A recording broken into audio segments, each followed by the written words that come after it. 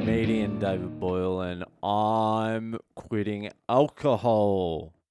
So I just got a little bit of inside information that Bangalore might be going into a lockdown in the next couple of days, which is perfect because I'm meant to be going to Bangalore in 12 days, and it would just be so fucking perfect to go from a pretty much open country to a fucking closed one. That would just be the cherry on the COVID fucking cake. And hearing that news, it's not 100% yet, but cases are surging and they just closed down theaters and shit like that. So it seems like there is an imminent lockdown gonna happen. But hearing that news did sort of snap me into a little bit of reality. I'm like, I'm going from pretty much the safest country in the world, COVID-wise, and I don't give a fuck about COVID. I just want to reiterate that in case you are unsure about my COVID stance. My COVID stance is, it's real, probably, maybe, but I don't care that it's real.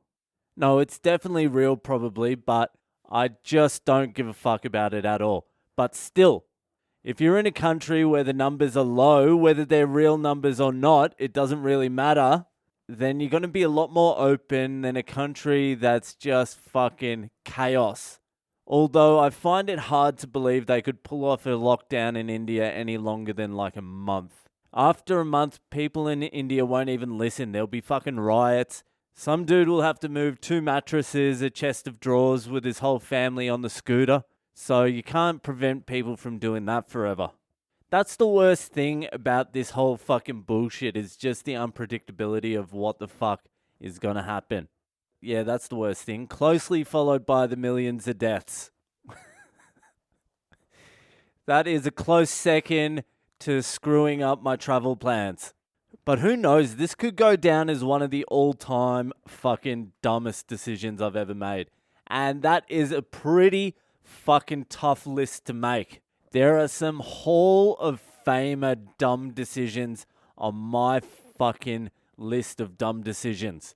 Even if I was in lockdown in India for a year and I got COVID and it cost me $20,000 to get back to Australia and Australia was in lockdown when I got back because the fucking Afghani strain made it over here, that would still probably not even make my top 10 decisions. That's why I'm free. That's why I am that's why I am so free, because I've already made all the dumb decisions.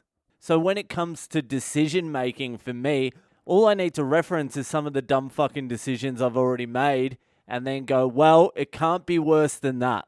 So let's roll the dice. I don't even know what my top 10 worst decisions are. I'd have to sit down and think about them and then also not tell you, because I'm pretty sure most of that top 10 I can never say in public or ever to anyone, ever. I know there's a lot that wouldn't even make the list that were pretty fucking dumb. This is one that I've been thinking about periodically since it happened, really. I was actually thinking about it yesterday. So what I used to do in my early 20s is I would go out all night and I would get fucked up. And by the time the pub closed and I paid for my kebab, I would have literally no money left and no way to get home, like no taxi fare. So what I used to do was go to a construction site and just sleep in the construction site, wherever I could find a sweet nook. I did this quite a lot and it was fine. It was okay. It sucked, actually. The mornings were the fucking worst. You'd wake up in a construction site hungover and then you would still have to make it home with no fucking money. So anyway, one Saturday night, I was out with my mate Jakey, and we were at this place called the Orient in the Rocks in Sydney. And there would be a band playing like old school rock, like ABBA and shit, really. But if you were dancing all right and the stars were aligned, you could pick up an old bird there. So we used to go there quite a lot to roll the dice with some old birds. Anyway, on this particular night, there was no luck. And Jakey Boy was not renowned for his fucking spending. He was a very thrifty man. He used to borrow his mum's bus ticket on a night out, which used to piss me off because I had to pay full fare for my fucking ticket, which was like $3.20 a trip, and there'd be like fucking 5 or 6 trips in a night if we were going on a full pub run tour, which is what we usually did. Anyway, so this night we left the Orient Hotel. I can't remember if I've told this story. I possibly could have told this story before. I'm starting to forget all these stories. Anyway, we leave the Orient Hotel. No one wants to pay for a taxi. I had no money. He obviously had some money, but he didn't want to pay for the taxi. So we're like, all right, let's find a construction site and sleep in one of the buildings. And directly across the road from the Orient, or a few doors down, there was a construction site. So we're like, fucking sweet. So we jump the fence, go onto this construction site and start climbing the stairs up the levels. We go up pretty high, maybe like 3 or 4 stories high. And we just couldn't find the perfect nook. You don't want to just be out in the open. So we're in the building and we're looking around and there's nowhere to sleep in this particular part of the building. But there's another part of the building. But to get to it, there's a little bit of a gap. So we get to the edge and we see this gap.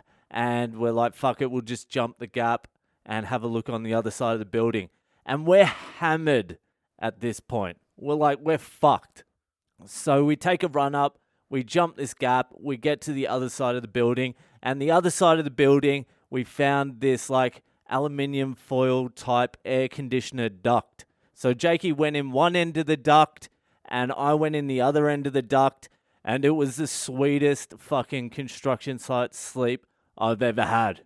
We were protected by the wind and our hot breath and our body heat sort of made it a little heating system in there as well. So anyway, we wake up the next morning. I think it was like 10 o'clock or something. We had a good fucking snooze. We slept in. So we wake up, we get out of the duct. We're all refreshed. We're still hungover as fuck. So we're like, all right, let's go get a feed. So we go to get down the same way we got up the night before. And we walk to the edge of that gap we jumped. And we look at the gap and it's like 3 or 4 meters long, 4 stories directly down. And we go, oh, that mustn't be the gap. That's not the gap we jumped. It must be somewhere else.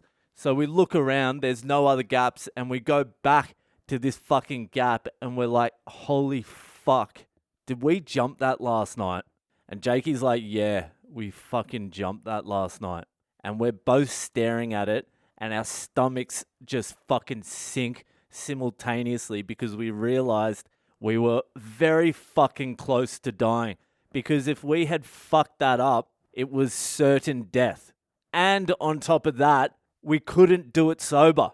It was too long for us to do sober. We didn't think we were going to make it. Like if it was doable, we would have done it sober in the morning. But we were both like, I can't make that jump.